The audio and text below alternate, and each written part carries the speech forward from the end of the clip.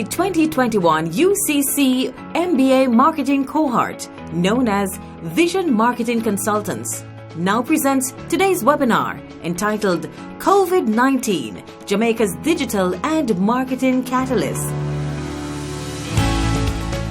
At this time, we would like to use this opportunity to recognize Professor the Most Honorable Sir Kenneth All, Chancellor of the University of the Commonwealth Caribbean, Dr. Winston Adams, Group Executive Chairman, Mrs. Geraldine Adams, Deputy Group Executive Chairman, Mrs. Audrey Sewell CD, Chairman of the University Commonwealth of the Caribbean Board of Directors, Professor Dennis Gale, President of the University of the Commonwealth Caribbean, Dr. Tom Amunde, Director of Graduate Studies, Mrs. Diane Boyd, Director of Administration and Student Services at the School of Graduate Studies, and Dr. Gwyneth Jackson, Lecturer in the field of Marketing Management and Strategy. We now invite you to stand for the National Anthem.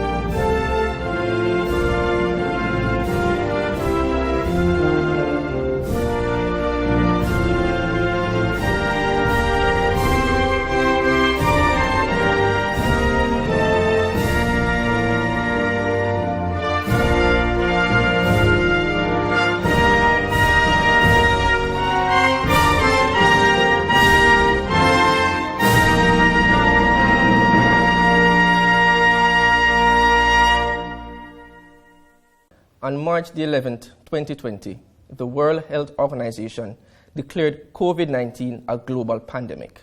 Since this declaration was made, the world has experienced unprecedented challenges in public health, a sluggish global trading system, consistent economic loss, social disruption, and an untold list of other challenges.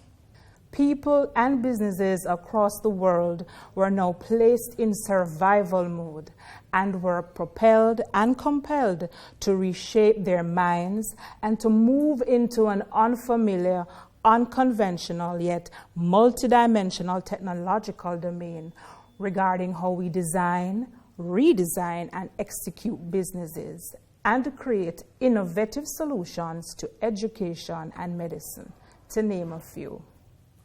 As prospective MBA graduates, we will use this webinar as a vehicle to discuss how COVID-19 has accelerated Jamaica, a third world country, to operate with the first world level response to digitalization of banking, e-commerce, and of education. To take us through the various segments of our webinar this afternoon, we have a very illustrious moderator in the person of Mr. Ryan Dixon. Mr. Ryan Dixon is a professional master of ceremonies who has been emceeing events for over 15 years. He is energetic, charismatic, humorous, and eloquent.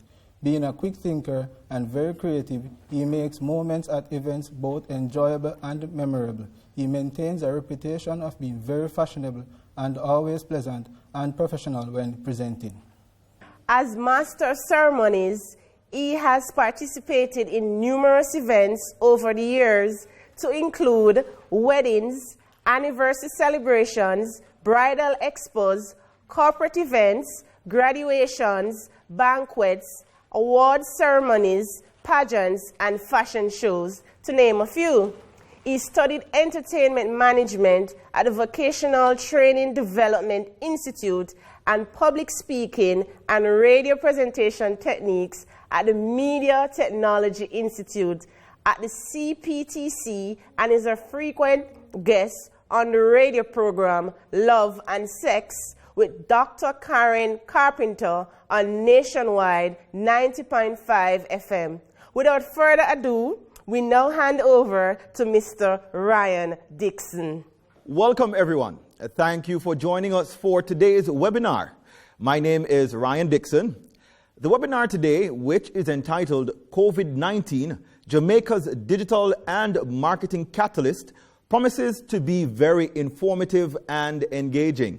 At this moment, I'd like to recognize our sponsors for today's webinar, Grace Kennedy Company Limited and Panjam Investment Limited. Now, just to take you through the format of our webinar, this afternoon we have 3 dynamic keynote speakers who will be discussing how COVID-19 functioned as a catalyst for the digitization of the banking sector, as well as e-commerce and the digitalization of the education sector. We also have persons standing by live to tell us how their business, work processes, and as a consumer have been benefiting from the enhanced digitalization, and marketing strategies that have been introduced in the banking, e-commerce, and education sectors. At the end of each testimonial, we will facilitate a question from our audience, which will be addressed by the keynote speakers.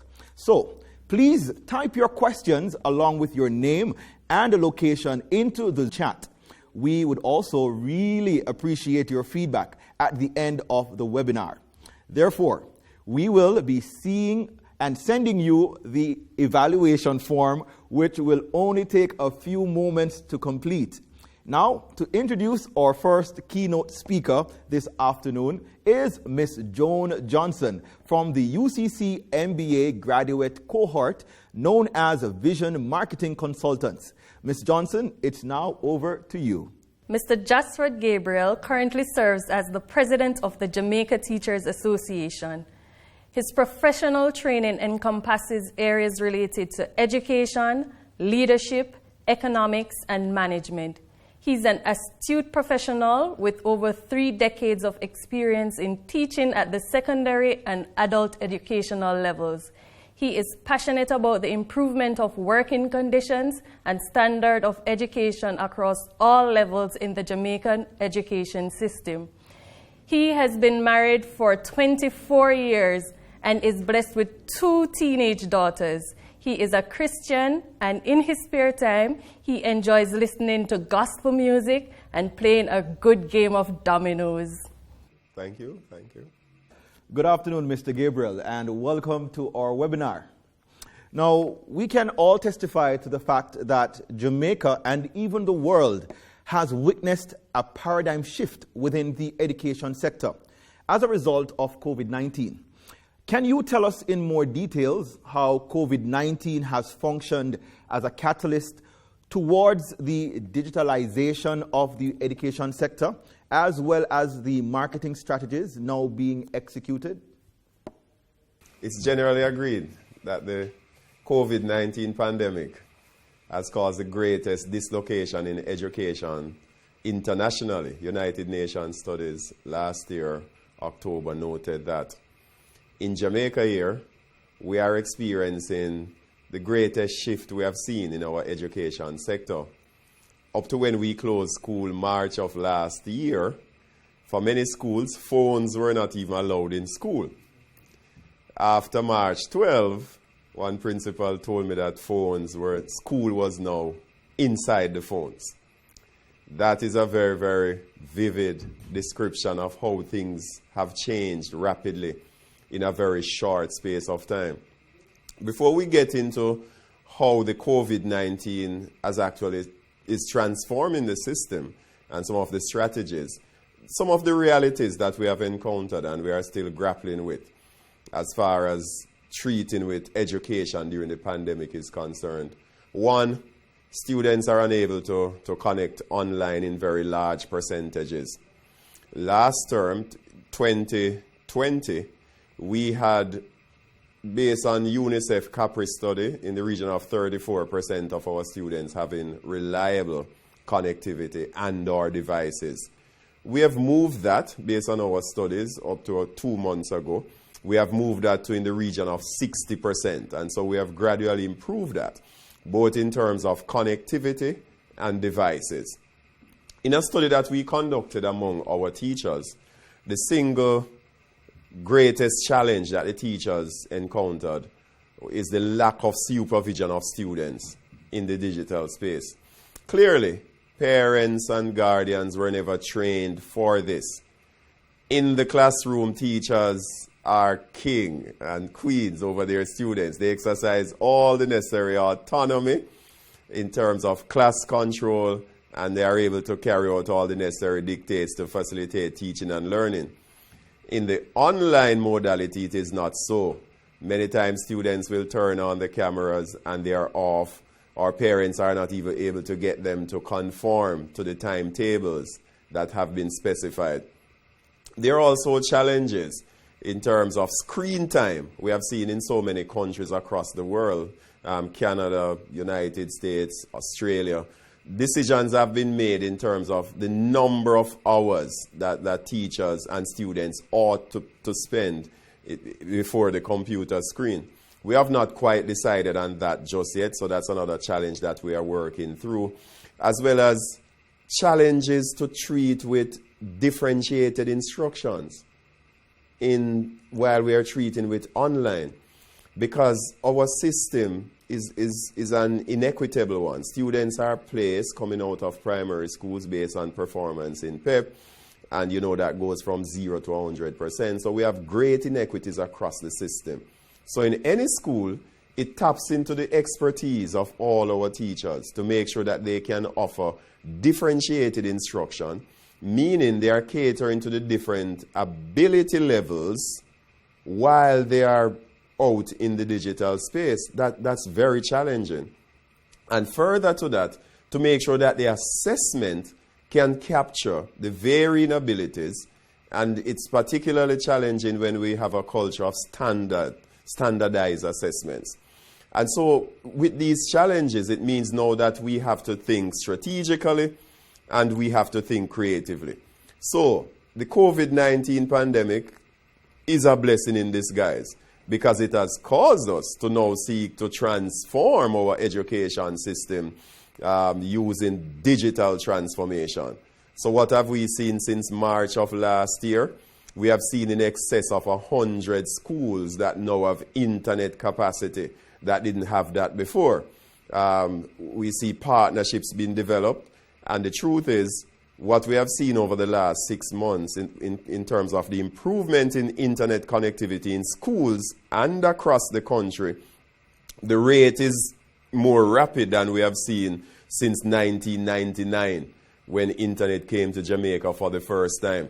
So we have been forced into accepting this reality, a reality that suggests that blended modality is here to stay. Because as we speak now, 70% of our schools, approximately 70%, are still not back in any face-to-face arrangement just yet. And even with the 30% that are scheduled to be back in face-to-face, we have new challenges now with increased numbers. And so what the COVID-19 is doing is forcing us to make sure that we develop new strategies that can rebrand our education system. And so we now look at in-service training, for example, of our teachers. More than 30,000 of our teachers since March of last year have gotten additional training using learning management systems. They never used the Google Classroom before. Zoom and Edmodo and all the others were very new.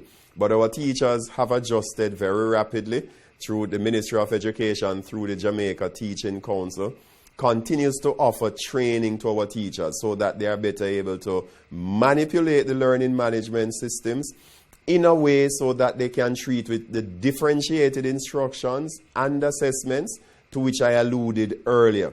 That is very, very critical, and one of the strategies, the marketing strategies that we must embark on to move our education system forward, and by extension our nation. Our teachers must continue to be on the cutting edge of development, and so this continuous training and exposure to new methodologies in terms of pedagogical skills using the available technologies is very, very critical. We also must look at teachers in pre-service, in the teachers' colleges. One of the strategies that we have recommended, and I know the colleges are buying into it, is to make sure that the teachers are garner far more training as far as manipulating the learning management systems are concerned, that is rolled into the curriculum, and that even for their practice teaching, that they do that using the Google Classrooms and make that as engaging as possible, as interesting as possible, so that students want to be in the lessons. The assessors, therefore, have to be trained so that they can supervise the practicing teachers in this regard. That is very, very fundamental. Critically as well, the COVID-19 has forced us to make sure that we resource both our teachers and students more effectively to treat with the realities of blended modality. What we have to do is to make sure that every child in this country has a device and every teacher has a reliable device as well.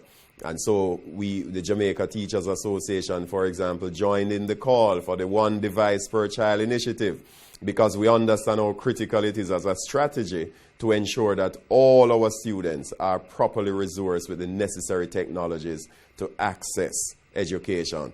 And we continue to lobby for our teachers to make sure that they have reliable laptops with proper storage to offer all the necessary teaching facilities that are available to our students. And so the pandemic has forced us to do that.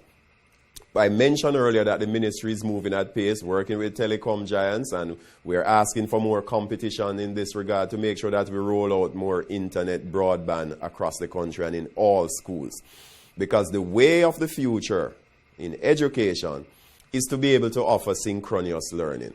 So those students who are at home and are not able to join in face-to-face arrangements because the numbers are restricted at school, or because the communities from which they are traveling are troubled by the spread of the COVID-19, all these students should be able to benefit at the same time, real time, while those at school are learning. So it requires the cameras, it requires the internet connectivity at school and in the communities, and I'm happy to note that we are seeing much improvement as we go along in this regard.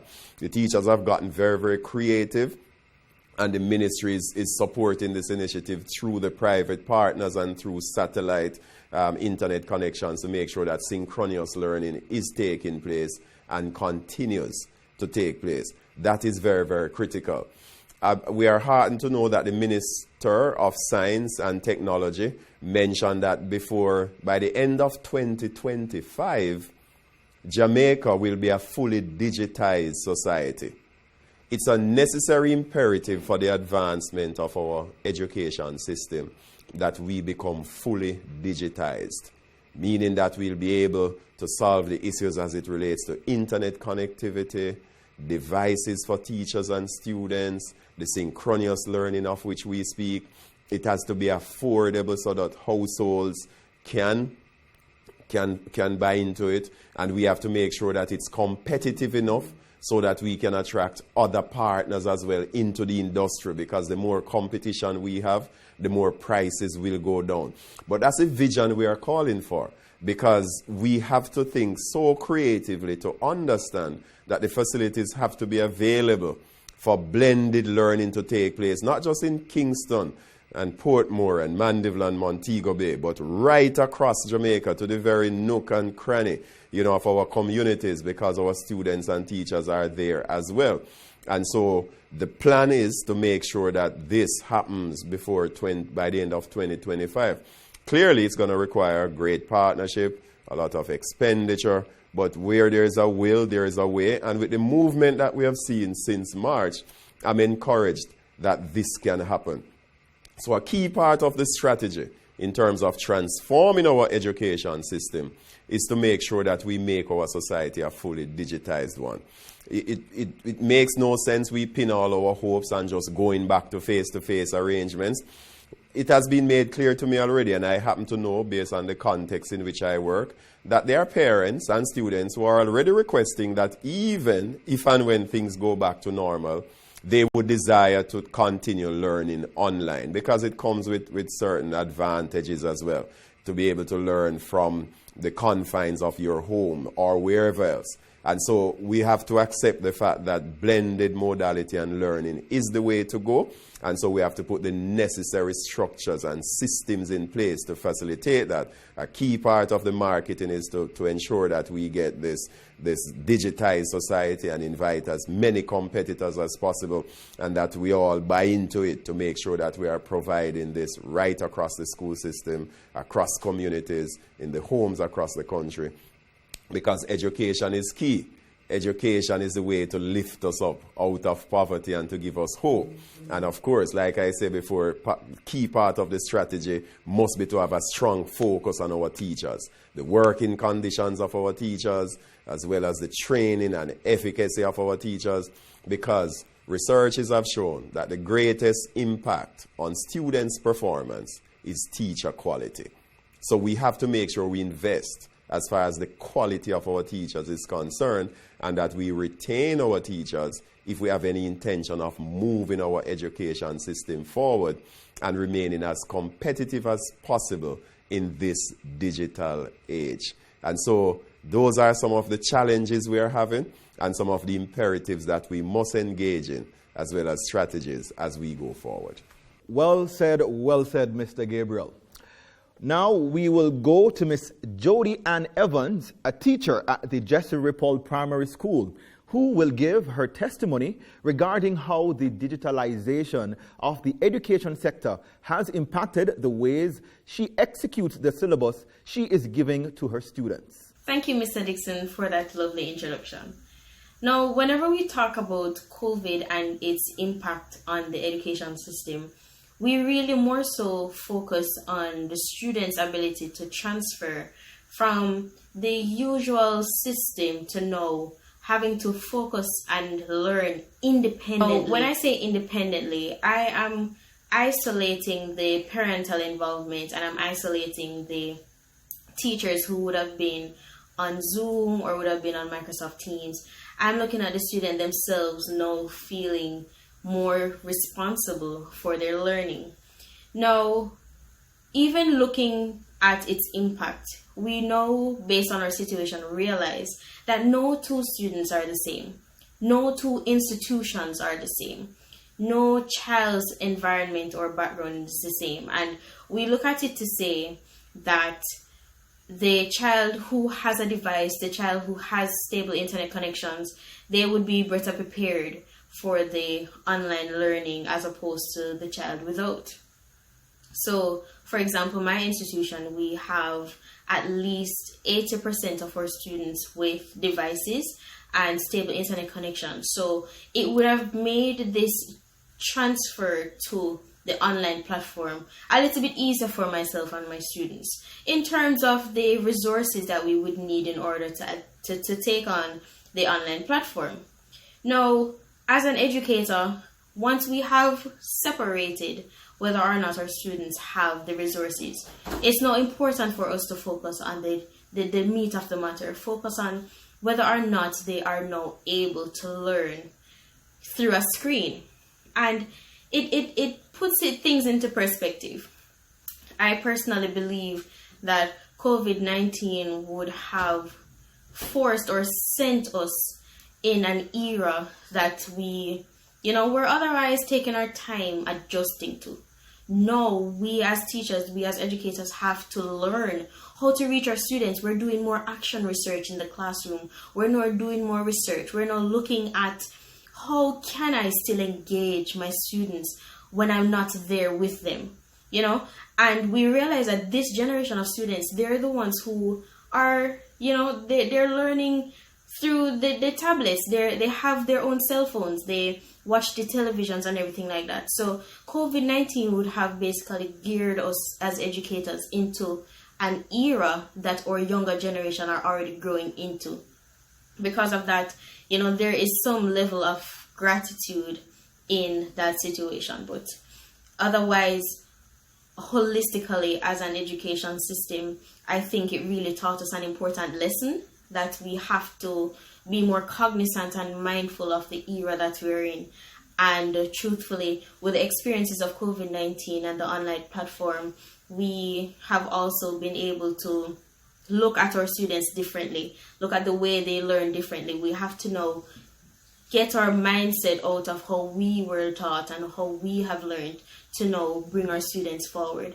So this opportunity that we have been granted to now, be more technology savvy, or to learn more things, or to learn more online platforms, and to understand our students in a way that they want to be taught, in its own way has been a blessing. So personally, what this experience has even allowed me to do was I had to now think outside the box and see how else I can reach my students. With that, I started my brand, Apple to Primary, where I, on the YouTube platform, would have provided specifically local information for our students. But I made sure that the content on my YouTube channel would be able to reach all the Jamaican students who would have otherwise been so used to a platform that hasn't been tailored to our culture, how we learn our way of life. So for local content specifically tailored for our Jamaican students, you can subscribe to Apple to Primary for more. Thank you so much. Thank you, Ms. Evans, for that testimonial. It was quite enlightening. We will now take our first question from the audience. We have Ms. Crystal Clark out of Manchester with her question. Please, go ahead. Good afternoon, Mr. Gabriel. My question to you, sir. Do you envision the digitalization of the education sector being sustained post-COVID-19 or reverting to how it operated prior to COVID-19, and why? Thank you for that question. Certainly. I would say we may as well get it out of our minds. We ain't going back to where we were pre-COVID. The realities of what we have experienced, not only here in Jamaica, but across the world, is suggesting that. What we are seeing here is an opportunity to transform our system into a digitized kind of education system. And the truth is, because we are resourcing more of our students and teachers, and we are moving at pace to make sure that we have connectivity in homes, in schools, and across the country, what it is providing is many more options as far as accessing education is concerned. We don't know when this pandemic will pass, if there will be another like this and there will be more restrictions.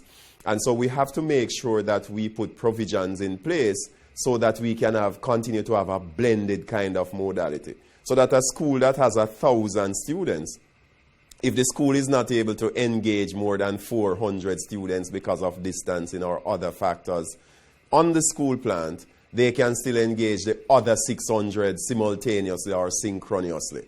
And so we have to wrap our minds around it and begin to accept the fact that our education system is not going back to what it was before.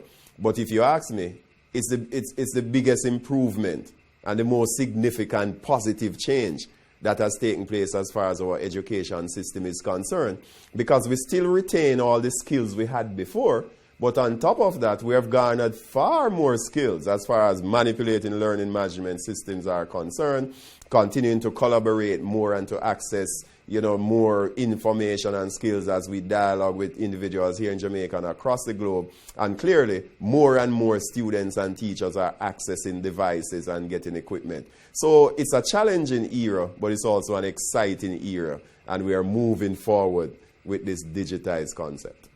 Thank you. Mr. Gabriel, thank you so much for being a part of our panel this afternoon. We really appreciate it. Thank you. At this time, we will be joined by our second keynote speaker, Mr. Peter Maledo. And to appropriately introduce him, we will have Ms. Chantal Stewart, another member of the Vision Marketing Consultants team. Mr. Peter Maledo is the President and Chief Executive Officer of the ICD Group and Chairman of Sagicor Group Jamaica Limited. He has a proven track record in the financial services industry from 1993. He is on the board of directors of Sagicor Group Jamaica Limited, Sagicor Bank Jamaica Limited, and Sagicor Investment Jamaica Limited. He is a former vice president of the Private Sector Organization of Jamaica and serves as a chairman of Sagicor Bank Jamaica Limited. Mr. Peter Meledo attained a BSc in Mechanical Engineering from McGill University and an MBA from Columbia University Graduate School of Business with a major in finance. Thank you very much. We would like to take the opportunity to thank our sponsors once again, whose assistance have aided in making this webinar possible. They are Grace Kennedy Company Limited and Panjam Investment Limited. Again, good afternoon to you, Mr. Meledo, and thank you for being a part of our webinar today. Now, we have heard of a number of improvements in the banking sector involving the digitization of processes and the way these have been marketed to the public. Can you explain in more details how COVID-19 has functioned as a catalyst towards these improvements that have been made in the banking sector and how they have been marketed to the public? Well, thank you very much for having me. Prior to COVID-19, what did the economy look like in Jamaica? So first of all, we had a steadily improving economy. Debt to GDP was falling. There was an uptick in our S&P rating. We were on the move up. We had low interest rates. We had manageable inflation, and the lowest unemployment numbers in years, 7.7%. A record for unemployment. We also had very active capital markets. I think some of you will see that the Jamaica Stock Exchange was ranked, I think, #1 in global indices in terms of growth, and a big expansion in consumer confidence. So people were feeling bullish about the economy. And then from a banking perspective, there's been a significant expansion in private credit. If you look over the last 4 years, almost 90% expansion. So you saw a big crowding in of the private sector with respect to bank exposures. So then COVID-19 hits, and I think it's important to know that COVID-19 doesn't just hit Jamaica, obviously, but the whole world, and in March, more of the Western world where we are more keyed into. So, what did we have? We kind of had this perfect storm, if you'd like. We had tourism and travel-related sectors grinding to a halt. Hotels literally seeing revenues go from, healthy numbers, 90% occupancies down to 0. I don't think anyone would have ever predicted a scenario like that. The policymakers had some really difficult choices because nobody knew what the environment was going to hold in, or what portended in the next 6 weeks, even much less the next 6 months. So policymakers were kind of scrambling around, and regulators, everybody was on a kind of high state of alert.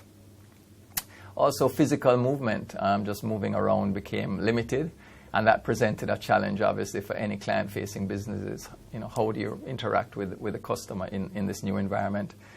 And then in essential services, which banks were included, had to find a way to maintain their business while keeping the customer at the forefront, but still keeping their people safe and operating in an environment that was sustainable.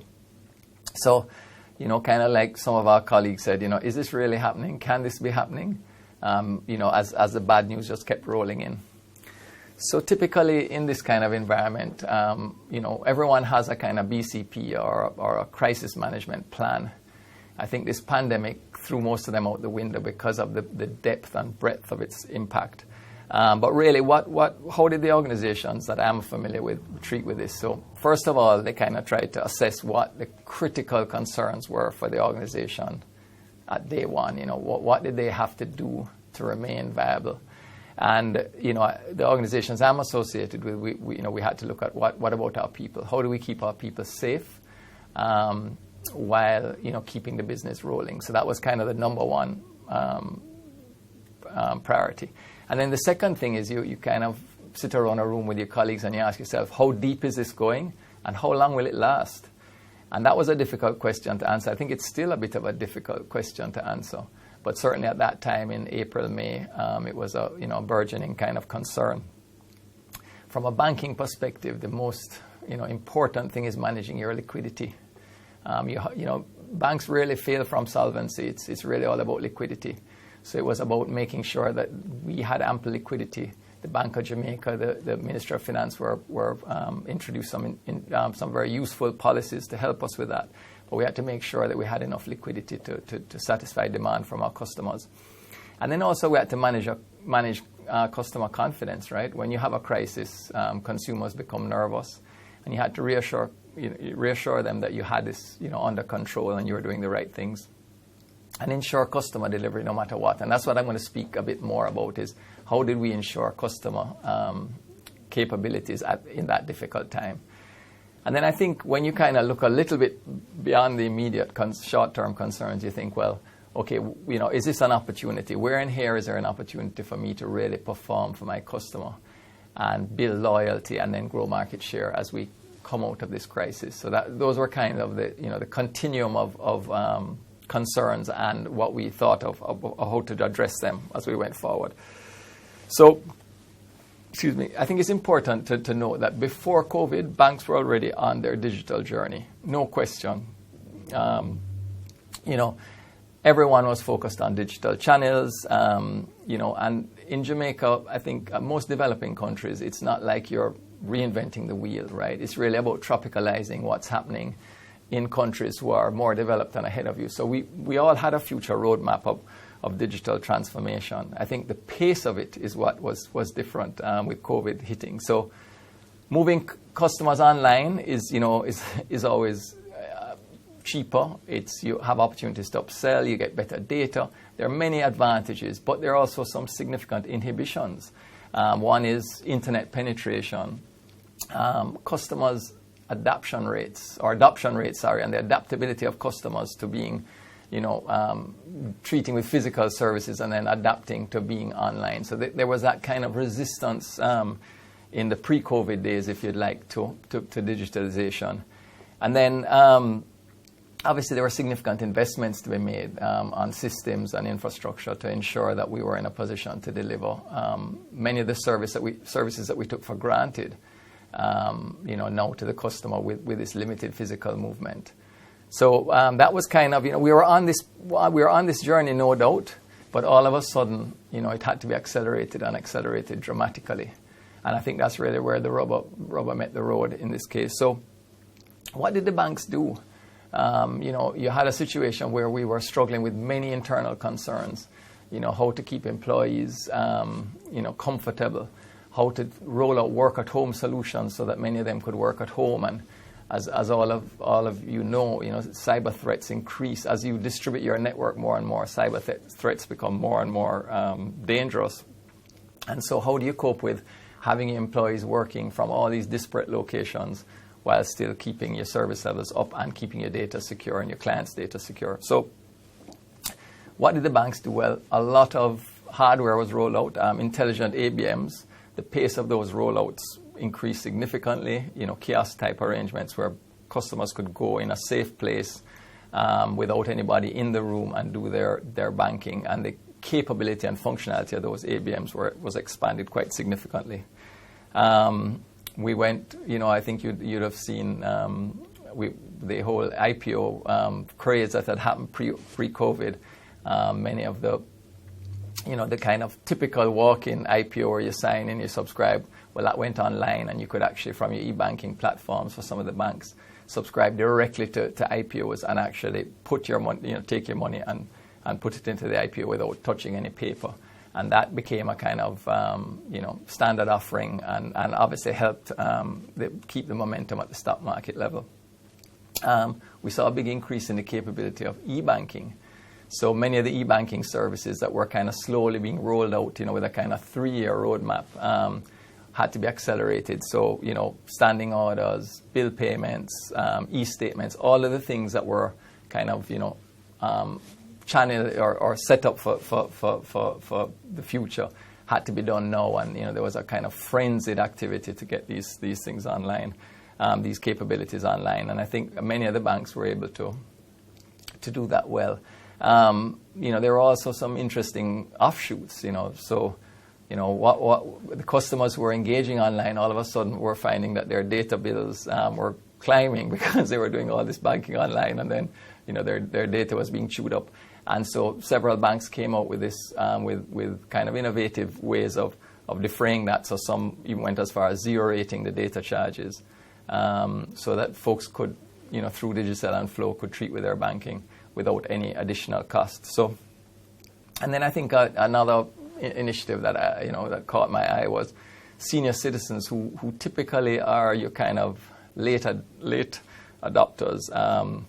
Several banks had training sessions for them, so they actually had online tutorials, almost like going into an Apple store and learning a particular program. So they had these tutorials for them to allow them to come up the curve with technology. And I think again, that kind of deference to a large consumer segment, which is often taken for granted, was really went over well, and it just showed again the bank's flexibility and adaptability to get these rolling. So those were a number of the initiatives. There were several more, but those were kind of the core initiatives. So what you saw was a kind of a quicker movement online, and then a facilitation of bringing the customer online. And I think really importantly, there was never really, in my mind, a good kind of intersection between the banks wanting to go digital and customers viewing it as something that was important to them. And I think COVID definitely changed that, because all of a sudden, something you were like, oh, well, I'll just go to the branch and do. All of a sudden you were like, well, I can't go to the branch and do it, or I don't want to go to the branch and do it. So how do I get it done? So, that intersection started to come at a more economic point where the banks wanted to invest and customers were now willing to adopt these technologies, where perhaps in the past they weren't as willing. So what of the future? What is this going to look like in Jamaica in 2 to 3 years? I think it's a time of challenge. We're certainly not out of COVID, and there's still some after effects that we will deal with. But there's also an opportunity, and I think many banks now are starting to kind of raise their head above the parapet, know that the initial kind of disjuncture is over, and saying, well, what of the future? So I think we'll need to view the pace of change differently. I think COVID has definitely taught us that what we thought was a 3-year proposition is now a 6-month proposition. So things that you kind of had on your digital journey that you felt were good 2 years down the line or a year down the line, no, they have to kind of happen now, or as quickly as you can, because nobody's waiting around. So I think that's really one of the learnings, is that, and banks proved it to themselves that they could actually do things a lot quicker than they thought, or that the boardroom decided they could. So adoption is going to increase. Adoption of digital and online technology is going to increase. One is because of COVID, obviously, but two, the younger generation is coming up and becoming more dominant, and that's their expectation, that everything can be done from their phone or from their laptop. Banks must improve cybersecurity. Cybersecurity, if you read studies, it's probably the number one threat to businesses, not just banks, but businesses. And obviously banks, perhaps retain the most sensitive information, customer information of all the entities that have been attacked. And so obviously banks, I can tell you the bank I'm associated with, we record thousands of attempts a day. it is a crazy situation. So we really have to make sure that we bulwark our systems for cyber attacks. And the more processing becomes distributed, the more cloud computing becomes a reality, is the more that cyber threat will grow. We have to look at new technologies. As I said, we have a roadmap. We see what's happening in the US, in the UK, in parts of Africa in terms of mobile money. Things like digital account openings, peer-to-peer payments. I think you folks would all know about Zello and all the technologies that are really doing well in the US. And also customer video collaborations, personalizing the experience of being online but interacting with a bank, are going to become pervasive in the next 2 to 3 years, I believe. And finally, I'd say that banks must continue to invest. There are going to be a lot of disruptions, a lot of fintech companies with low overheads, less infrastructure, who are going to seek to pick away at the markets that banks have traditionally held, and that's so banks have to be nimble and agile and continue to invest behind their technologies. So in closing, I wanted to share with you a quote that I'd seen on the internet some time ago, and I thought it was really an interesting quote. It's from a gentleman who is very involved in digital technology and a venture capitalist, and he said that we are witnessing the creative destruction of financial services, rearranging itself around the consumer. who does this in the most relevant, exciting way using data and digital wins. So I think that creative destruction of financial services, literally tearing up a lot of what we hold as banking and how we interact with customers. I think we all have to look at that again and start with a blank sheet and say, well, how would a customer really like to be treated? Because this creative destruction is happening, and those who keep their head below the sand are going to lose big time. So that's basically it from me. Thank you very much, and I'll take any questions. Awesome. Okay. We will now go to Mr. Fabian Brown from Value Added Services, who will be giving a testimonial on how the digitization of the banking sector has made his business more efficient. We are in the business of adding value to the services provided anywhere by anyone. And for that reason, we recognize that the human capital in any business is indeed the most valuable asset. Now, against that background, we believe that the people must be engaged, inspired, motivated, and empowered to be most efficient and most effective in what they do and how they do what they do. Against that background, we are in the business of business process reengineering. Now more than ever, in this new normal brought on by the realities of the COVID pandemic, business process reengineering in every business and any business is critical. A critical piece of tool that we use in this part of the business is technology. Let's take technology within the financial sector. A number of us already have been accustomed to banking online. But in this new normal, we find that the utilization of the technology in most, if not all, financial institutions has provided an opportunity for all of us to be way more effective and efficient in how we do business. No more are we to be spending long time or a lot of time in traffic. No more are we expected to be even risking in this time our own respiratory system in the banking halls. But the technology of the online platforms gives us the opportunity to be debiting or crediting our accounts or monitoring our wealth and investment portfolios with just a click of a button. This level of technology in the business process reengineering situation allows for us to be able to find way more efficient utilization of our time. In business, we're always, the all-important focus of business is the bottom line. Is the bottom line in the red or in the black? No. To ensure that your bottom line is always in the black, you want to make sure that you are efficient and effective in what you do and how you do it.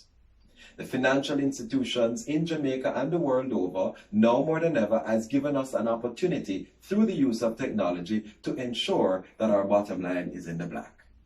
And value-added services, like so many other businesses, is leading and blazing the trail and taking full advantage of the opportunity given to us in this new normal. Thank you, Mr. Brown, for that testimonial. We will now take our second question from our online audience. We have Mrs. Cherry Johnson from Davenport, Florida, online standing by with her question. Please, Mrs. Johnson, go ahead with your question. I am honored to be part of this forum. Given that some of these technological improvements had to be implemented quickly to respond to the changes resulting from COVID-19, how can customers be certain that these processes are secure?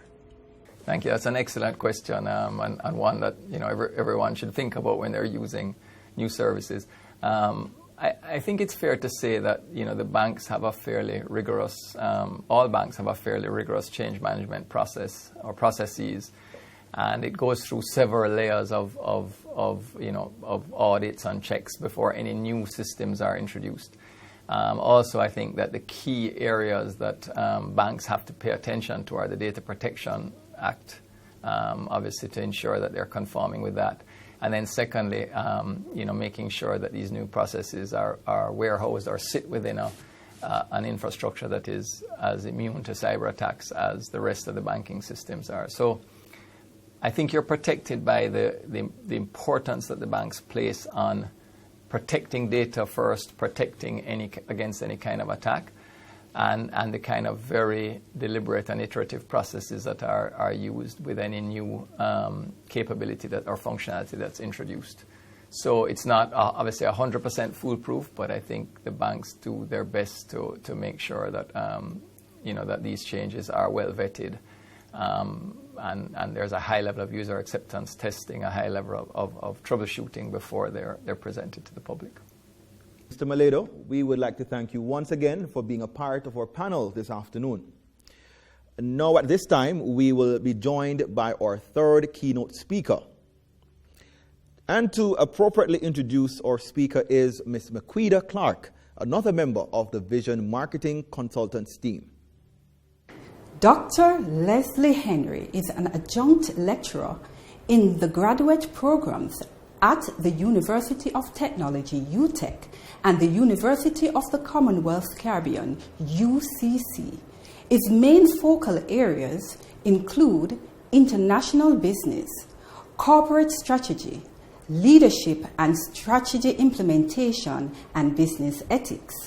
He is an accomplished presenter, both locally and internationally at academic and business conferences. He is a member of the Academy of International Business and the Association of Caribbean Higher Education Administrator. Dr. Henry also has a distinguished corporate career in both multinational and local organizations. These include executive positions at Colgate-Palmolive Company Jamaica Limited, 3M Jamaica, and Sanctus Bookstore Limited, a former subsidiary of the Gleaner Company. Okay. We would like to again thank our sponsors for being a part of our webinar. They are Grace Kennedy Company Limited and Panjam Investment Limited. Good afternoon again to you, and welcome to our webinar. Now, we can only imagine the many ways in which the improvements relating to digitization has benefited numerous organizations within the e-commerce sector, as well as how your various products and services are now being marketed.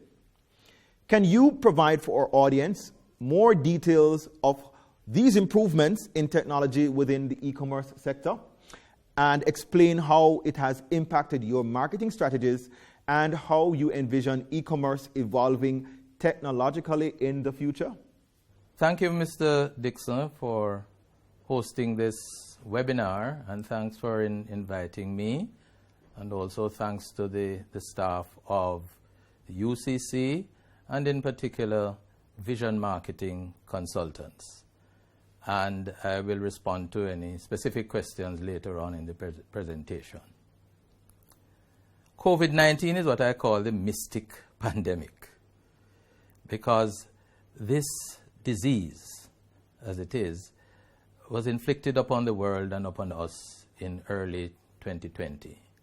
It's one of the defining events of 2020. And my belief is that this will have implications not only for 2020 or 2021, but some of the effects will last into the next decade. Singling out a few of the effects, for example, the number of persons deemed safe to gather in a single place has dwindled from thousands to single digits. It has impacted sporting events, restaurants, bars, movie theaters, gyms, funerals, and in many major cities, they are shut down all over Europe and in the Western Hemisphere. Many office workers are facing new challenges of working remotely full-time. People are coming to terms with the realities of an interconnected world and how difficult it is to temporarily separate those connections to others. Because as we know, man is a gregarious animal. We are living in unprecedented times. The term new normal is the beginning of new jargon that we have not heard before.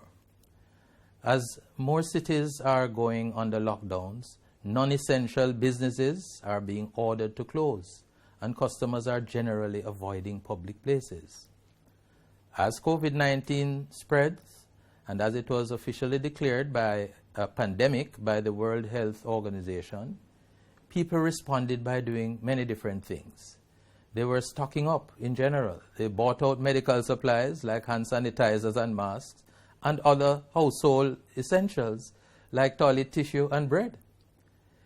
The global spread of COVID-19 has been accompanied by a lot of uncertainty and at times contradictory information.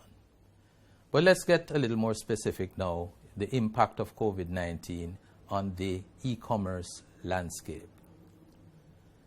This period of isolation and uncertainty is in huge overnight, or we have seen huge overnight changes to their shopping behaviors by the general public. We have moved from bulk buying to online shopping. People are changing what they are buying, when and how.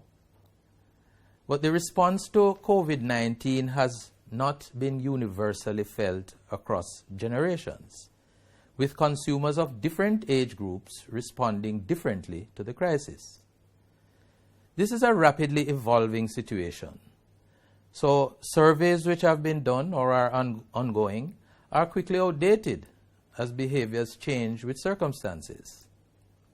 Understanding panic buying and coronavirus COVID-19 spread has been a challenge. It was officially declared by a pandemic by the WHO, that's the World Health Organization, and people responded, as we mentioned, by stocking up. Soon, both brick and mortar and online stores were struggling to keep up with demand, and price gouging for supplies became rampant. So, the question is asked, is it safe that people should engage in online shopping or buying during COVID-19? According to the CDC, that's the Center for Disease Control, there is likely very low risk of spread from products or packaging that are shipped over a period of days or weeks at ambient temperatures. So that fear can be removed. Shipping conditions throughout the period of a year has made it very tough, a very tough environment for COVID-19 as well. The response to COVID-19 has not been felt in the same way universally across generations, with consumers of different age groups responding differently to the crisis. It is important to caveat that this is a rapidly evolving situation, and as mentioned before, surveys become quickly outdated. On to a few specifics. For example, the surveys have shown that the Generation Z and millennials, right, are concerned about the growing pandemic. But the youngest generations are particularly altering their purchasing behaviors. One survey, for example, of United States and UK consumers found that 96% of millennials and Generation Zs are concerned about the pandemic and its effects on the economy. This concern is leading them to change their behavior more dramatically than other generations. And this includes cutting back on spending, stocking up on items, and spending less on experiences. On the other hand, the Generation X and the baby boomers, although still concerned about coronavirus and its effect on the economy, the older generations are slightly less concerned than the younger generations and letting it impact their shopping habits much less. For example, from the survey, 24% of baby boomers and 34% of Generation X said they were letting current events impact what items they purchase, compared to nearly 50% of millennials. If we look at the effects on a gender basis, men's and women's shopping behaviors vary, and while data shows that shopping behaviors are changing based on generational differences, we are also seeing variations based on gender. The survey data shows that women are more likely to be concerned about the effects of COVID-19. It also shows that men are more likely to have COVID-19 impact their shopping behaviors. 1/3 of men, 33%, compared to 25% of women, reported that the pandemic was affecting how much they spend on products. Additionally, 36% of men, compared to 28% of women, reported it affecting how much they are spending on experiences like travel, restaurants, and entertainment. Men were also found to be shopping online and avoiding in-store experiences more than women. This may be a surprising result. This includes taking advantage of options that limit in-store interactions, like the acronym BOPIS, which means buy online, pick up in store. It also includes curbside pickup and subscription services. In terms of revenue across e-commerce, as people have embraced social distancing as a way to slow the spread of the pandemic, there has been naturally been a drop-off in brick-and-mortar shopping. That would seem to mean there would be a likely increase in online shopping as people turn to e-commerce to purchase items that they might have purchased otherwise in person. In reality, however, e-commerce sales are not generally higher across the board, although what you have is a mix. In some industries are seeing significant upticks. This is especially true for online sellers of household goods and groceries. JD.com, for example, China's largest online retailer, has seen sales of common household staples quadruple over the same period last year. A survey by the Engine Group found that people are spending on average 10 to 30% more online. Then in terms of specific products, we will see a quadrupling in the demand of things like bicycles. In education and academia, the platforms of Zoom, Blackboard Collaborate, Moodle, Google Classroom has shown significance in increase as face-to-face classes are virtually removed from organizations. Well, your presentation has certainly reinforced the fact that e-commerce presents unique opportunities for growth both domestically and internationally. We will now pause to go with Ms. Pepita Adams out of Montego Bay, owner and operator of PepCal Business Services, who will give a testimony regarding how the digitization of the e-commerce sector has tremendously benefited her business. Good day, everyone. Thank you for having me. My name is Pepita Adams, owner and founder of PepCal Business Services. I would say e-commerce has certainly brought the world together and has created the opportunity for each of us to reach the world with our products and our services. During this pandemic, I watched the world take advantage of this opportunity, and so did I. For many years, I've had this business idea, business plans, the desire to start my own business. However, it was during this pandemic that I found the drive and the opportunity to do so. I started PepCal Business Services last year, October. We offer a wide range of services for businesses.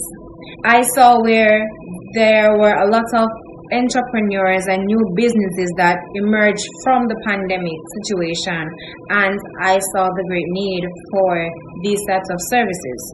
And as such, we offer logo designs. Of course, we design the logo for virtual marketing consultants, and we offer business cards, flyers, banners, video ads, promotional and marketing packages, cargo shipping. We also offer events planning, artist management, janitorial services, only because we had these ideas long before the pandemic. With the help of e-commerce, we have been able to reach customers as far as Japan designing logos. We have been shipping containers from Malaysia and India and China. These places I've never been, but PepCol has certainly make its mark there. So I would say e-commerce is a great innovation, and despite the chaos and sadness that this pandemic has brought, it has certainly brought its positives as well. Thank you and enjoy the rest of your day. You can follow us on Instagram at pepcolbusiness.services for more details or if you have any questions. Bye-bye. Thank you, Ms. Adams, for that testimonial. We will now take our third and final question from the audience. We have Mr. Mark James from Africa with that final question. Mr. James, please go ahead with your question. Mark James from Accra, Ghana. Can you give us some of the marketing strategies that can be utilized in the e-commerce sector? Thank you for that question, quite pertinent and relevant at this time. I would outline a selected number of areas where COVID has impacted directly e-commerce technology, and what are some of the trends in those areas. Technological advancements have had a huge impact on the e-commerce world, transforming the way consumers connect with brands and empowering them to shop more effectively. Driven by the convenience of getting products delivered at home, e-commerce has now become an integral part of everyday life.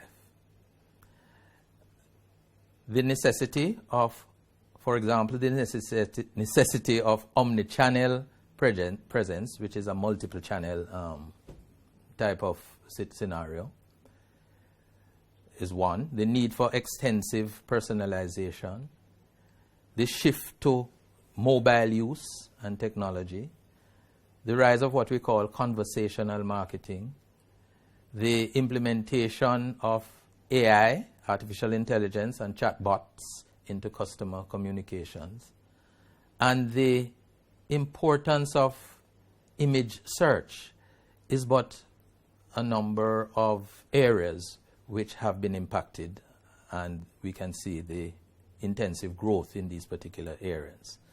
I'll just select two to just expand on somewhat. The omni-channel presence and support. Modern shopping habits involve a process of cross-channel research, consideration, and purchase. Indeed, the statistics show that 90% of customers expect smooth interactions across multiple channels and devices, highlighting the importance of omni-channel readiness for today's businesses. Making use of the right technology means providing customers with not only what they want, but when they want it and where they want it as well. Okay? Some of the methods which we won't detail now include video chat, which allows businesses to interact face-to-face with customers, creating a personalized cross-channel, visually demonstrative, and consultative experience. There is also what we call co-browsing, which is a visual engagement system, bringing your agents and customers together on the same page, and at the same time allowing agents to seamlessly guide through customers through complex procedures. Screen sharing is another method which we have seen the rise of. Document interaction, which provides a platform for agents to interact with customers. And conversational marketing.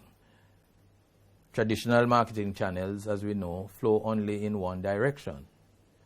The new concept of conversational marketing has opened up two-way communication, creating numerous opportunities for e-commerce success. And there are many others, which we would have to have another session to go through all of those. My view of e-commerce and technological advancements in the future is that it's not only here to stay, it is here to improve. With broadband expansion throughout the world, first world economies, developing countries, lesser developed countries, it can only increase to facilitate the growth in trade and interaction with both company and customer throughout. And several other areas, I am confident, will be explored to make the experience much easier for our buyers, for our consumers, as we adapt to the new normal, which is a changing world. Thank you very much.